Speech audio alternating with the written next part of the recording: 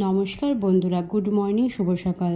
তো শরীরটা আজকে তেমন খুবই ভালো নেই। তো দেখো তা প্রায় উঠে গেছি 8:30টার সময়।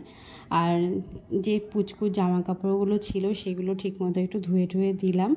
নিজে বাসি জামা কাপড়গুলো ছাড়লাম, ছেড়ে তারপর রান্নাঘরে গিয়ে দেখি শাশুড়ি মার প্রায় রান্নাবান্না সবই কমপ্লিট হয়ে গেছে। এখানে সজনে ডাঁটা দিয়ে আলু দিয়ে একটা তরকারি করে রেখে দিয়েছে।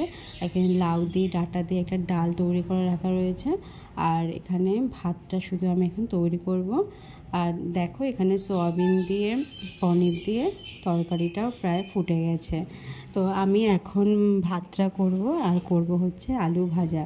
তো প্রান্তিকা বললো সকালে লুচি দিয়ে আলু ভাজা দিয়ে খাবে।